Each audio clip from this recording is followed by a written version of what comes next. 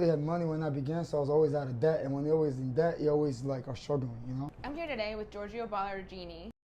He's co-owner of AAG Motors. He's been doing this for 10 years. Thank you for being here, first of all. No problem. For setting time. You've been a busy man. Hard to pin down.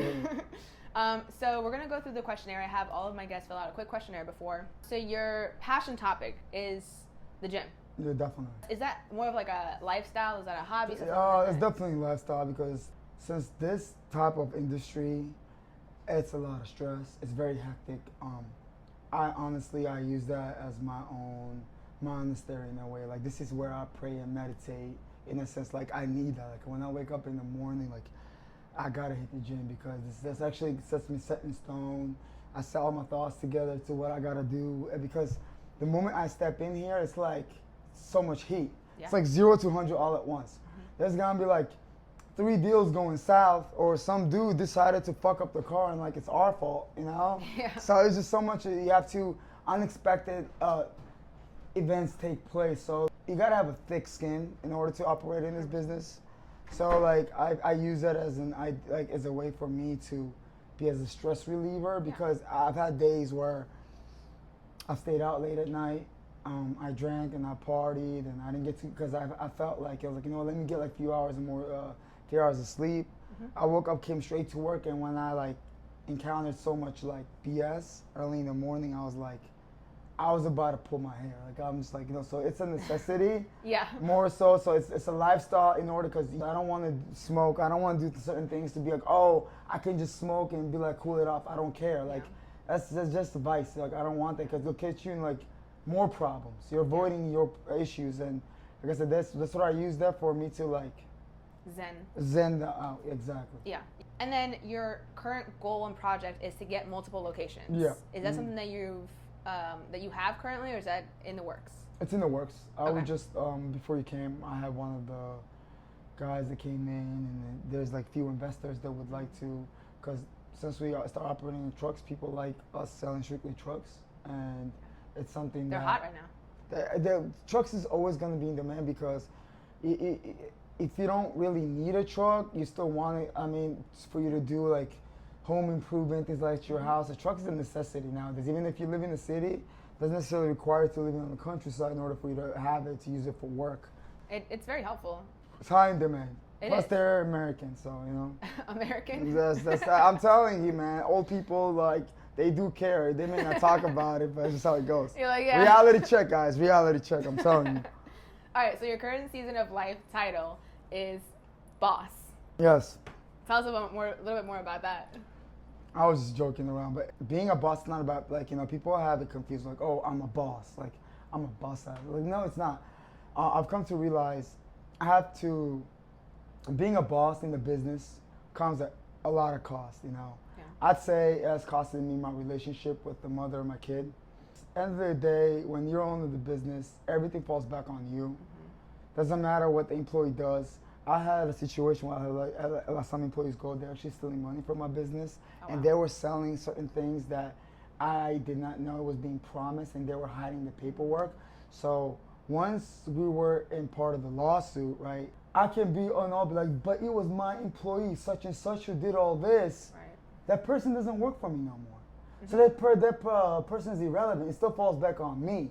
Once the LLC is on your name, they're gonna go me a court order. Like some sheriff is gonna come to my house and be like, you need to appear to court. Yeah. So at the end of the day, like you are holding, so being a boss comes at cost.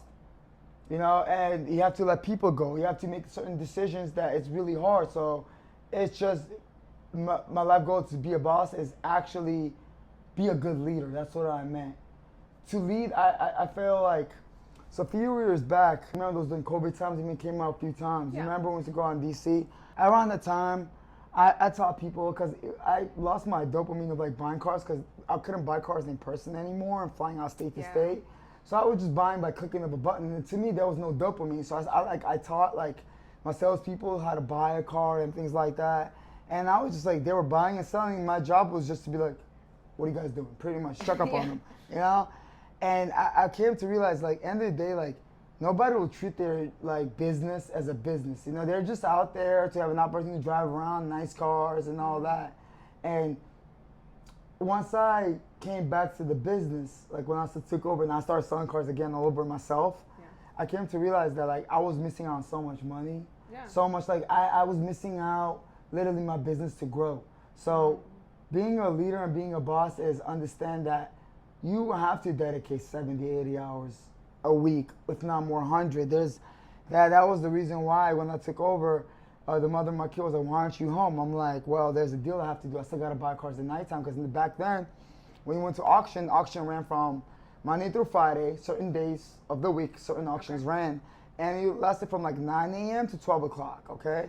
Nowadays, ever since COVID, all those auctions are 24/7. So I end up like last night, I purchased a car at 11 p.m. So it really comes at cost. I've come to realize like if you don't dedicate your life into this and understand that it requires endless hours of work to run a business. That's what I'm at being a boss. To make those certain decisions in a certain times where you're like, gotta let somebody go. And it's so hard because I used to befriend everybody. I was always the good boss. My business partner was always the bad boss. So I thought like being a good guy would actually propel them to actually do good. Like I thought, what do you guys want? You guys want food or you guys want this?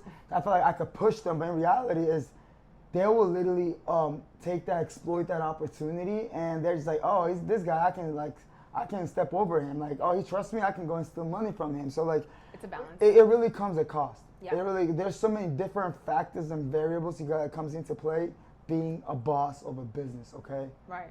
So it's not easy. Everybody wants to own a business, to live the American dream, but they don't know it really comes at cost. I can just work at 9 to 5.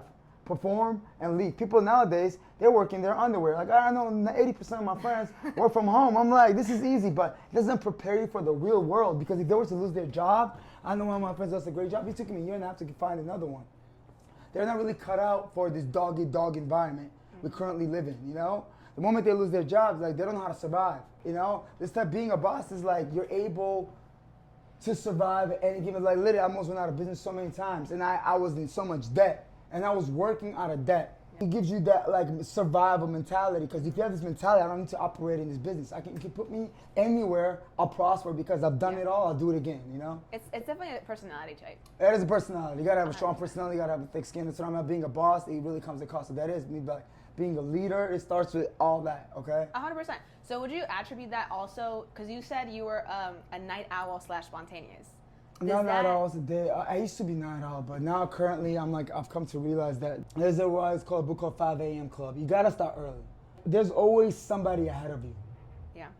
Like there's always gonna be like, I can do research, I can follow the list, I can already have everything lined up, I can already have pre-bids on the cars, I can already have everything like, situated with the deals, finance, all those aspects. So like being an early riser really it really makes a huge difference. I never understood why, but more so I've been doing this past 2-3 years, and I've been trying to wake up at like 6 a.m., go work out and start my day right. It really pushes you because somebody's already up before me. There's always somebody else up. So earlier wake up and you're in line. The first one up gets the early bird gets the worm. Early bird gets the worm. Yep. So you're an early bird now. I'm definitely early bird. That's the only way to be successful in business. I gotcha. Okay. So you mentioned that you're also a father. Does being a family guy impact the way that you lead? Has that in the last 2 years? Do you notice like a change? Absolutely, because you're doing a lot more things for the sake of the kid. Yeah. But unfortunately, this business costed me the relationship with the mother of my kid because we were together and this countless hours of me not showing up on time. Yeah. But it's not I was at a bar. Right. I was at the dealership. And it has impacted me in a wrong, negative way. But at the end of the day, it's not only that. I don't want to be like, hey, don't start your business. But this is why oftentimes people have dreams to own a business, and they can't do it once they have kids. So just let you know that this really comes at cost, okay? Like, you don't grow if you don't suffer. Yeah, it's kind of like how people say you have to get out of your comfort zone to grow. Absolutely. Yeah. What is the reality of running a dealership? I know we talked somewhat about that. What does the job actually entail, not just in terms of like your sacrifices that you mentioned, but are there certain mental habits that you need to have in this industry? Let's start with when you're selling the used car market, okay, first of all, people come in, they're just regular human beings, and like you want to look out there where sometimes they need this, they need that, they don't have much of a down payment, so you close your eyes because they have like 3 kids that they're taking care of or something. They don't have a vehicle to get to from point A to B. Yeah. And you finally get them a car, and then something happens that car decides to break down. I've had cars that were literally no problem. Bunch of my porters drove it around. What we try to do is we buy cars that my porters try to take a different car home each day. Just know, like, if you're going driving 20 miles there and 20 miles back, I'm expecting something will break down by then. Next thing you know, a week later, I guess whoever purchased the car is calling me, the water pump just gave out. There's no indication the water pump, like there's some certain things that you can avoid in order for, like, you know that something may happen to the engine or transmission, it's on its way out. But things like water pump, it just all of a sudden just goes out like that. It's out of your control. And those are the unfortunate events that take place. And the deals start reversing, and they're calling you, and they're like, you know, they're really concerned. They think that you sold them a bad car, but in reality, you know that car was good before you sold it. You didn't lie about anything. So those are certain things. But then I would like try to help them out, try to fix the car, but your money's just bleeding. Your pockets are bleeding, so you're like, one car there, and it's unavoidable. Yeah. It adds up, and you're just like, then you're just a bad guy. And you're thinking, I'm like, God, what am I doing wrong? I'm like, I did everything that I could. I bought a green light car, I bought a guaranteed car. I got mechanics to work on my cars. We passed the inspection, everything was good. Yeah. I sold it as is. I didn't give them any promises. But yet still, like, you're a human being at the end of the day. When somebody's in need, you know, that mother that bought the car, she's using this car to get from point A to B. Now you're putting her not only in debt, but the car that she can't even drive around. It takes a toll. Oh, it takes a huge toll. This business is a very risky business. Yeah. I'm not selling brand new 2025, 2026 cars. And that's a different one, and I don't even want to touch the subject. People that sell those type of cars, they just lure people to come in. They give like switch and bait. You know what I'm saying? They give those like bullshit prices. They come in and they hit you with like all these bullcrap fees that don't exist. I have heard of that. Yeah, that's what they do. This is all this new car market because all banks will finance those cars. All banks are still guaranteed. Yeah. So people pay top dollar to the point that the price that I will pay at an auction to buy this 2025 car, literally, I wouldn't be able to sell it for that price, listed price and processing fee online. Wow. Because there's going to be a bunch of other franchises. There's a guy that's a trade-in for and selling for like $3,000 less. Yeah, and I mean also a car depreciates as soon as you drive it off the lot. But the thing about it is you understand the used car market, any 1-2-year-old cars, they sell for all the money. Yeah. Doesn't matter because they're still backed up by the bank and still under warranty. Oh, okay. If there's no risk, there's no reward. That's how life goes. Yeah, you gotta you gotta take some. You gotta take your chances. Exactly. Yeah. I've been taking chances my whole life. So now that you've been in the car industry for 10 years, what have you noticed in terms of buyer trends? Like, do you notice that there's more like informed buyers, more online, more cautious? Online is everything. Okay. All my business is still running online. Nobody comes out back in there. Oh, I know there's a lot in the side of Columbia Pike. Let me go check it out. They go on it. They look up a car. A lot of people don't know what the heck they want. Yeah. They just have this vision in their head. They always wanted a truck. And you see, no, he's at a light and some nice looking truck drives by, looks like Chevy, like, I want that. Silverado. That's what I want. And so something with the trends, like a few years back when the interest rates were really low compared to now, I could sell those luxury cars. But now the luxury cars means more of a liability. Because if anything happens to a luxury car, to fix it costs a lot more. So banks don't trust people with like decent credit score, or otherwise they give you a really high APR. So this is why Toyotas and Hondas will always prosper, but they don't depreciate. You're paying like $5,000 less for a car that's like 5 years old and it has 60,000 miles. Why didn't you just buy a brand new Toyota? It's still a Matchbox. There's no comfort in that, by the way. Let y'all know. No Honda and Toyota is any good. I've driven them. They're pure garbage. It just gets you from point A to B, and that's it. There's no comfort. It's not reliable. I would never put my kid in that car because it's not safe at all. Really? Of course not. Are you crazy? I've driven a Honda. Look, my little hoopty got me places. Yeah, if your hoopty got smashed in a big accident, you'd be dead. I didn't get an accident, but I will say, it was like 7 miles an hour, and the whole front was dented. Can you imagine what would have happened if you're going 50 miles per hour and you got hit? No seatbelt's going to save you, or you don't want to be alive. You'll be alive, but you don't want to live. They're matchboxes. You know, any car that's the most safe is always German. Till this day, German all the way. They're the safest cars. The crash doesn't really count. You can go and crash it, they test it, you know, but it's not like, it's like, you know what, you're reading the book, but there's a fucked up story is, nothing ever happens by the book. Like, you know, when I was in school, you know, they were giving me these cases, right? Yeah. You know, when I was in business school and you had to learn about the case such and such. The thing about it, their school system is teaching you about this perfect scenario. Perfect scenario does not exist, so that, oh my God, we tested it, it crashed, but most likely that's not the case. Yeah. Some dude was gonna message you on the text and switched it, like, you know, the steering wheel all of a sudden, he lost the control. Then that's how the accident happened. The people don't come out safely from their car. They survive, but I don't want the type of survival. I can't walk anymore for life, or my hand, my leg, arm is gone, things like that. You gotta pay to play. Luxury will always be luxury. And you gotta also research, right? You can't just. But research is based off of just the crash. They just go straight and hit the pole, and that's it. Oh, but no side swipes or anything? No, none of those events, they go by the book. Yeah. What if happens, but they're not, no accidents don't happen by the book. I see what you're saying, You just gotta know, German car is the best. Always gonna be just go for German, whatever it is, go for German. Always, doesn't matter, because you know why? Germans think about every single possible scenario.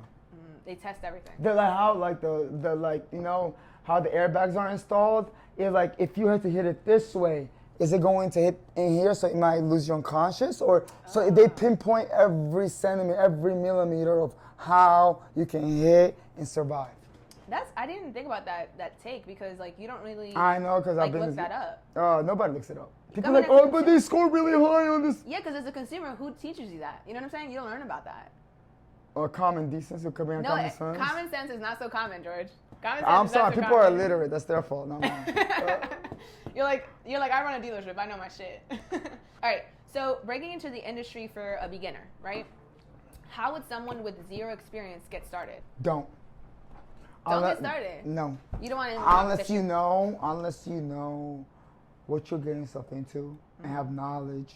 Your uncle's a car dealer. Your best friend is being in a dealership. If you have no sense of clue about, you just love cars, don't. Because people, this is a dog-eat-dog business. People will walk all over you, and you're going to bleed money, you're going to lose money, and you're going to end up in debt. So many people started there, the business is closed down. Like, only ones that survive is when their dad has had a dealership, or all these new dealerships opening up. Their great-great-great-grandpa has been running a dealership, and their dad ran it, and now they were running it as a kid. It gets passed down. That's why I struggled so much, because nobody taught me shit. Did you have a mentor? Like anybody you No. My mentor was my L's. Well, it'll teach you. Oh, definitely. It'll teach you. All right. So what skills, for those that do know what they're getting into, what skills matter most when you're first starting out? You gotta be persuasive. Persuasion is the number one, you know, because you're not really selling your car. You're creating a bond with people. Mm-hmm. They're like, oh, I have this experience, but I didn't like the other dealership. I like your dealership. I want to do business with you guys. There you go. There's the two same cars on two different lots. Why am I gonna buy a car from you? Persuasion. That's the number one thing. Second, you gotta be very sharp. You gotta be A1 with your purchases. End of the day, it's all about the purchase price. It's all about how cheap you buy your car. People buy clean cars and pay top dollar, but their money bleeds, because every 2-3 weeks you're gonna drop the price to make it, to make it more reasonable for somebody else to buy. This market, you have to be invested 24/7, constantly looking at auction to auction to auction to auction. But this is always, have to be, in order for to prosper in this business, you have to be on it 24/7. You have to be dedicated, for sure. You have to be so fucking dedicated. Even though I'm like wasting my time on Sundays, I call it wasted time on Sundays, trying to chill and relax. I'm like, I feel like somebody's already ahead of me for Monday. That's kind of like stressful. It's very stressful, actually. Oh, that's the most stressful business you'll ever get into. Oh. I'm not trying to scare people. You're trying to scare people. No, you say you're not trying to, but you're trying to. But you gotta be vicious. Back in the day, we have those survival instincts till this day. Mm-hmm. This is why we put ourselves in the high cortisol stress mode, for us to like run from the predator, because we still have that survival instincts. Mm-hmm. Because end of the day, like this type of businesses, dog eat dog. Like you have to survive. Yeah. You're in this business to survive. Then once you survive, then you prosper. But you don't prosper, then you try to survive. No, you gotta survive in order for you to prosper. So you say that, but it seems like you're always playing, like it seems like a rat race. Like it seems like it never ends. No, you always gotta buy nice inventory. It's never ending. Yeah. It's never ending. So what do you do to like bring yourself back to neutral, to like a state of calm? Gym. Your hobby. I do certain different types of things at the gym. I may run one day, or I may lift the second day, and I might do calisthenics the third day, and I might just do yoga or stretches the next day. It doesn't really matter. Like I use that as I told you, as my temple. Managers and things that I met, they were the ones that always hit the gym at 4 a.m. All of the successful ones that I met, all of them are at the gym at 4 a.m. Wow. Mm-hmm. That might be the lifeblood of this business, is go to the gym at 4. Yeah, pretty much. That's how you start your day like that. So what's the biggest mistake you've seen first-time buyers make? I know we talked about a few, but what's, in your experience of these 10 years, what's something that you would caution buyers? Don't buy a car if you're not sure. If like literally they'll do everything to make this deal sweet. The people, the dealers.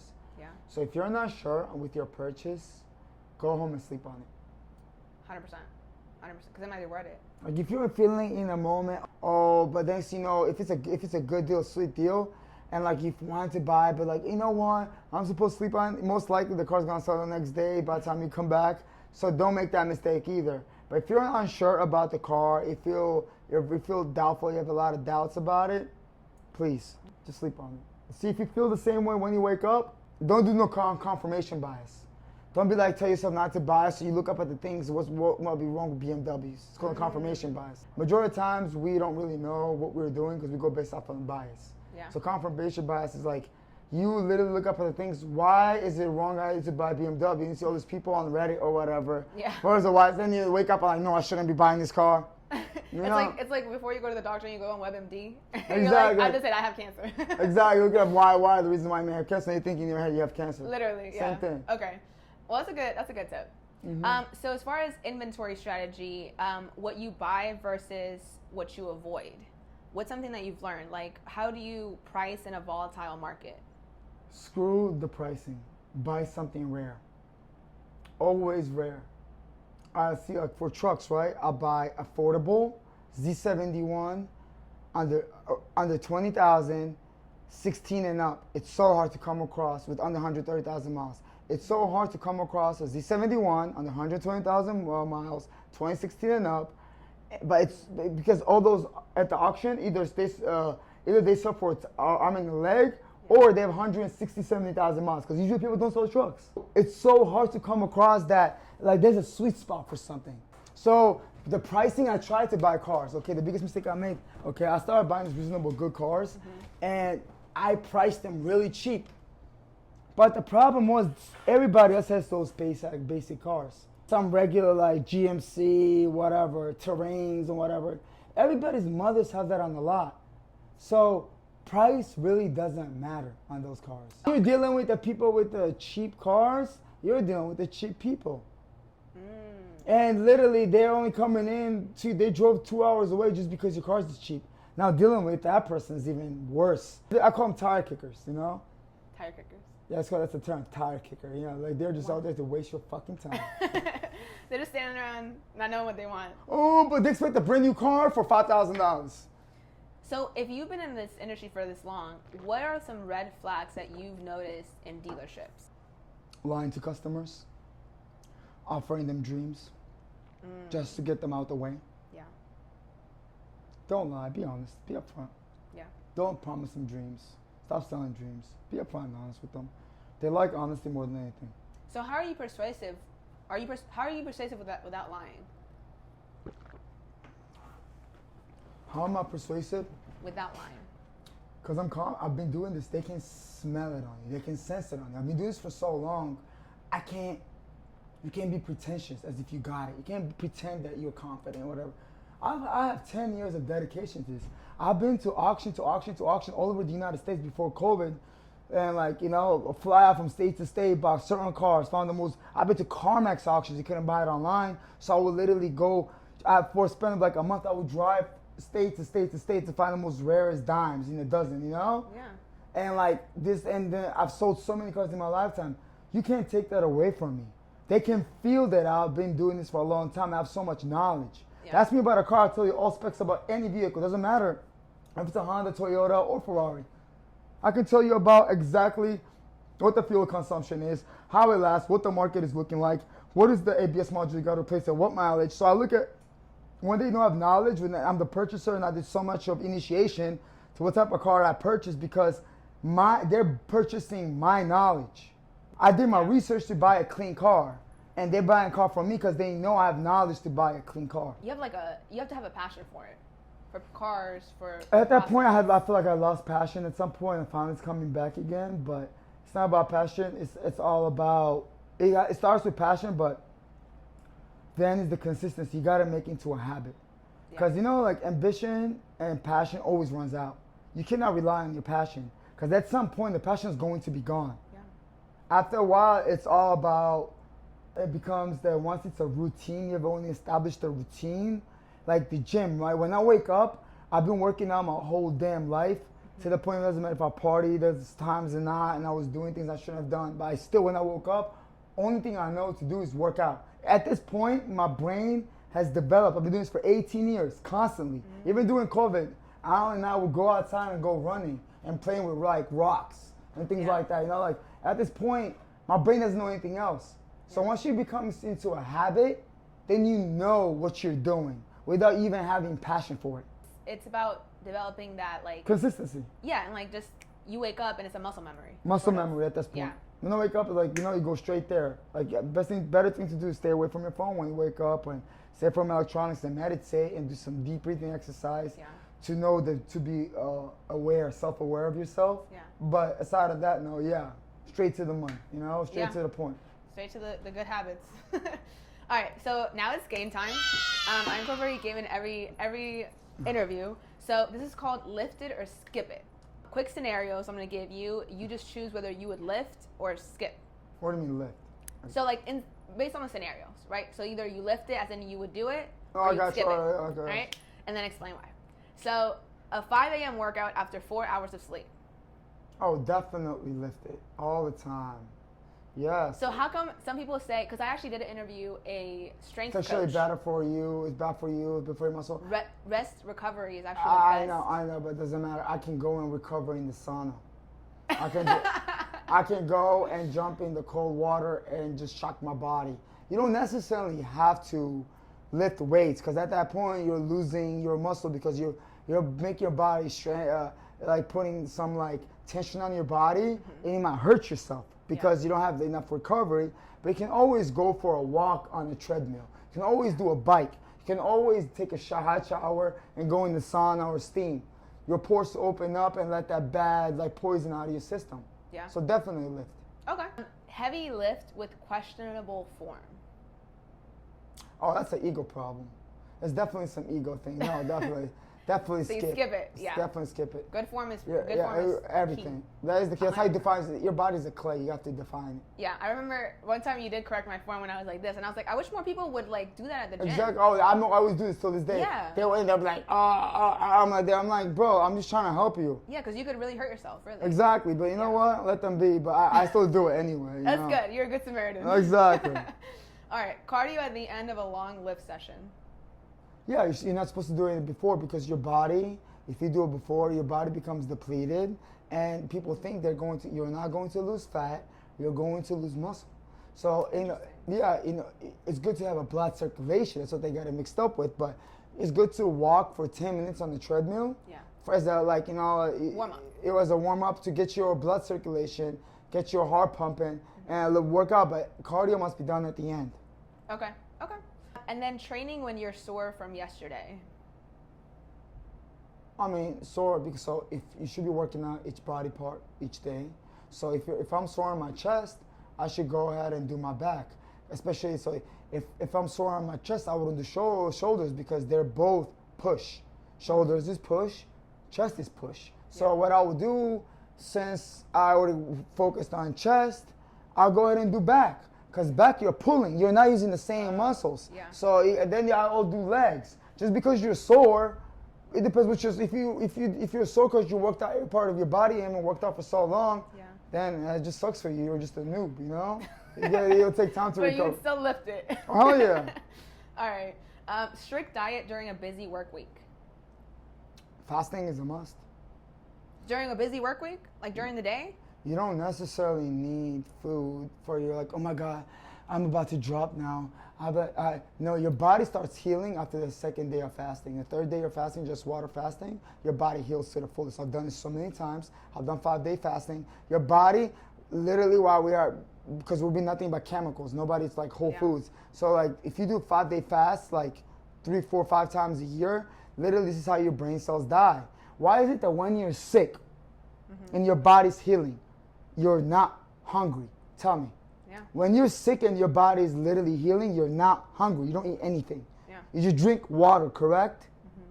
There you go. Hydrate. Your body's healing because you don't need that tension. You don't need the food. You got it all confused. Oh, we need food for energy, protein. Oh, I'm going to call it calorie deficiency. Nah, bro. Listen, Giorgio, don't come for me, okay? I'm that person. If I get hangry and I need that's food what I'm saying. Exactly. Work. Don't. Once you survive 24 hours, 48 hours, you'll be good. They'll be like, damn, this is so easy. Yeah, I think, so I do intermittent fasting when you fast at 16-8. night. 12 hours, you don't eat at night. You're supposed to do 16-8. What is that? 16 hours you don't eat, you in a span of 8 hours. That's too much. I might try it. Who knows? You need to, that's I'm going to be a new person. That's what intermittent fasting calls, 16-8. I don't know, 12-12. I've never seen that before. 12-12. That's yours? That sounds better. That's my number. I don't know who put you on that one. Me. God. All right. So new program versus sticking to what works. Don't fix something that's not broken. Easy as that. If it's working for you, just stick to it. Yeah. So you stick to it. What people gotta confuse all this like life coaches and all this like all this Instagram bullshit ass workout freaks. Bro, people are like, yeah, I want to work out like that. That works for him. Doesn't necessarily. That's what people gotta confuse. Doesn't necessarily mean it's gonna work for you. Yeah. Our body, our complexion is completely different. Your genes, your hormones, they're all different from person to person. Just because it's working for him doesn't necessarily mean it's going to work for you. Yeah, 100%. So, no, if you find something that's good, works for you and stick to it. Stick to it, yeah. All right, workout with no plan.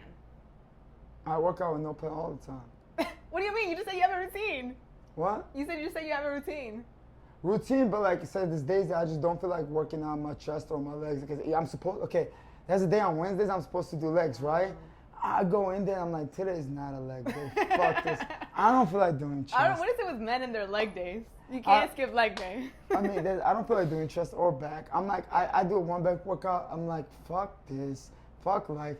But then I'm like, I'll go out there and just might do a jump rope. And I'm going to do calisthenics and do pull-ups and push-ups. And like, if you're in the gym, at least you're in the gym. Yeah, 100%. Just do something, you know? So you're still working. There's going to be days where you don't feel like doing anything. You're not based on what your plans are, scheduled. You don't feel like doing it that day.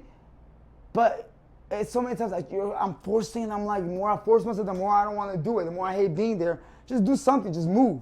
100%. Move. You're there. As long as you're moving, you're already there. You already drove your ass. You already made your pre or whatever the heck. Now you're screwed because you already have all this caffeine in your body and beta allen. You're itching everywhere if you don't move. So like you gotta do something. Just do something. Waste that energy. Yeah. Spend it. Long rest times versus quick, intense sets. Long rest times works for people just want to get strong. You're not really building muscle. You're getting stronger. Okay. Small rest times, you're getting cut and built. Okay. Because what, it burns more fat? Or? Yeah, always. Okay. The fast tenacity, like 100%, that's how you lose all your fat. Oh, well. So that when people lose, like, rest long time, it's people just want to bench, max out, hit the PR, squat more, deadlift more. One of those are old routines. So it just gets you stronger. So which one would you do? It depends on the person. Are you a bodybuilder or are you literally trying to be in the Olympics and be the strongest man? Oh wow. Okay. Are you trying to be your best self? Yeah, it depends. Some people don't really care about being so defined. They want to be strong. Yeah. They're the strongest man in the gym. That makes sense. You always got one of those meatheads in there. Exactly. All right, cutting versus bulking right now. Same thing what you just said. It's summertime, so of course you gotta cut. This is the cut time. Summer bods. Yeah, of course. All right, gym session versus closing a deal. You know what's so crazy? I have prioritized one over the other so many times, so I don't know. Which was that one? Either of them. I have prioritized gym sesh over a deal, and I have prioritized a deal over a gym sesh. So it just goes back and forth, whatever you're feeling that day. It's 50-50 on those. I love that. People go and they're draining at the gym. Like Alan and I, we actually go, literally, you know what's so crazy? You know what's so sad? 2 hours is not enough time for me at the gym. Yeah, like. I know this girl that goes there for 4 hours a day. I would go 6 if you literally leave me at the gym, I would literally be there for 6 hours. It's not a problem. That's crazy. I would go take a shower, be at the sauna, take a shower, come outside. I'll go for a walk outside, come back in and work out again. Like, yeah, it just because 18 years I've been doing this. Yeah. It's a long time. But I was doing it for the longest just to maintain. Because I was doing so much ugly stuff that, it helped me maintain. It had to it was kind of like a detox. It was detox for me. Yeah, the drugs that I've done, the alcohol that I've drank. There was a span of time for like 2 years straight. I drank like almost a bottle a day. But I still worked out. What? Yeah, I worked out. That's probably terrible for you. Oh, my liver probably. Yeah. But I don't look like I'm unhealthy because if it wasn't for my body being this strong, of me working. That's how workout is a must, guys. Yeah. Like I've seen people, did you guys know that average person that just smokes on a regular basis and drinks on a regular basis, not to the extreme where like your liver gives out, but drinks, smokes cigarettes every day, and a person doesn't drink or smoke, but this person goes to the gym on a regular basis and lifts weights and walks on a treadmill, and this person does not work out at all, this person still lives an average of 4.5 years longer than that other person. That doesn't work out. That doesn't smoke, but doesn't work out. Doesn't smoke or drink. But doesn't work out. Yep. Yeah, I mean, they say that the longevity is correlated to how much, well, at least for females, is correlated to how much muscle you have. I don't understand. People don't understand. I remember vegetarians that don't work out, but they're so unhealthy. They have like 16 chronic illnesses because they don't hit the gym. And they're not even real meat. They're eating some like sodium central tofus. You know what I'm saying? Yeah, like soy based. Yeah, it's so bad, guys. I know some people think being steak vegan is everything. Steak is everything. Red meat is. I don't even like red meat like that. But I force myself to eat it. Do you really? I think being vegan is not necessarily being healthy, but it definitely. It's not healthy. It's either time consuming or it's expensive to be healthy being vegan. Because you either have to dedicate the time to. How are you gonna get your protein? By soybeans? No, by lentils. I mean, there's legumes. There's a lot of vegetables have some sort of. So the good steak has all the right nutrients. Yeah, like you can't. Carnitine and things like that. Yeah, exactly. Like you can't survive. I was doing that. When I was getting really I had a body dysmorphia for the longest, and a little bit of fat bothered me. Like if I woke up and I couldn't see my 2 8-packs. It bothered. It was a really bad body dysmorphia. Yeah. I lived with it. I didn't eat no cheese, no sour cream, no rice. I was on like grilled chicken and oikos, like Greek yogurt, and like just protein drinks for like 2 years straight, 3 years straight. I deprived my body. Not all my vitamins came through, and I came to realize my doctor. I went to a blood test and he was like, this is by far the best cholesterol level I've ever seen on a human being. My cholesterol level was like a freaking 1, but my body was like, although those chemical vitamins that I was popping, my body was on its way, like it would just give out on me. Yeah. It was going to give out. Consuming enough fat. Exactly. Fat's good for your brain. You need healthy fat. Exactly. Unsaturated. You need avocado. You need butter, tallow. Yeah. Not seed oils, of course. I'm so against seed oils, but like you need whole foods. 100%. 100%. So wrapping everything up, we're getting to the end of the session. What would be advice that you have to your younger self? Being reckless comes at cost. Just don't. I was always like being the moment type of guy. Okay. But your actions have consequences. Not right away. I'm like, I thought I was the most lit person. I was out there driving DC, being reckless, getting away from cops. You don't say.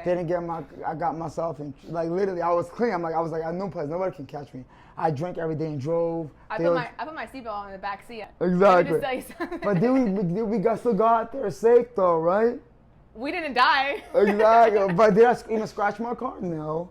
But what I'm just saying, but things will catch up, man. Yeah.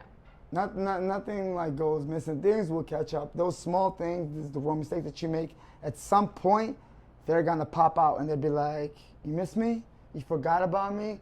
You shouldn't have made this decision when you did." So just know that everything comes at cost. Yeah, think things through. And then, what is your advice to like first-time buyers or really any car buyers that you think they should know before purchasing a car? Don't buy a car just because you like it. Everybody asks like, "Oh yeah, it was my childhood dream car."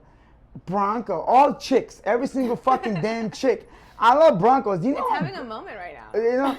You know how much of a garbage their car is when you drive it? It's so uncomfortable. It's like, but it's the idea in their head. They always wanted a Bronco.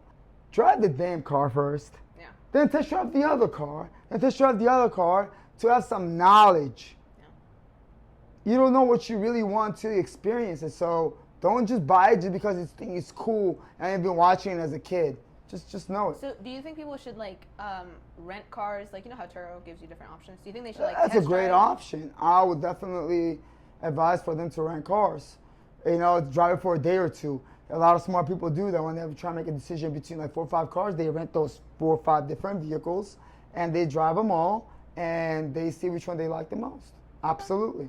That's awesome. So if there's one thing that you want our listeners to walk away with, what would that be? Don't get in this business. Joking. No, just you gotta put in work. I thought, you know, after a while when I invested my time into this, I think things were gonna come easy to me. Now I can be like just on my back, just chilling, not doing anything, and money just gonna come easy. Everybody wants this idea of like, oh, build a business when you have this money without putting any work in. Yeah. That's no fun. You'll get bored.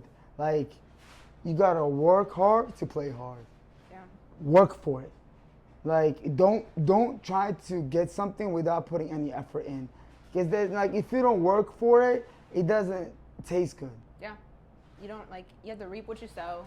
Reap But what you also when you work for something, it does hit different. It does. You work so hard for it, and it finally feels good. So like, work for it. You know, this is why when people retire. And earlier people retire and they don't go to gym, earlier they die. You know that, right? You can't be sedate just sitting home doing nothing. Yeah. But it's also never late to start. It's never too late. I'm still trying to learn that till this day. And I'm still working on that part. You know, it's never too late. Yeah. I'm still trying to tell myself that. But one thing is, you know, you got to work for something. And don't expect it to be handed to you. 100%. Well, thank you so much for your time, No Georgio. problem. It was an awesome conversation. I think we all learned a lot, not just about dealerships, but about I gave you guys the reality check. purchasing I did not try to be all sweet and try to raw, like unfiltered take. sugarcoat things. I'm not, because I'm telling you reality. I really have seen it all. So I'm going to tell you how it really goes. And you've been in the industry for so long, too, so you've seen everything. And I've been doing it like, 23-year-old kid out of college starting a business. It's not like, I was handed to me, so. Yeah. I start from the bottom of the bottom, Now you're here. We're still working. I'm not all the way up yet. Well, you're there. You're working towards it. Well, thank you so much, Georgio. No problem.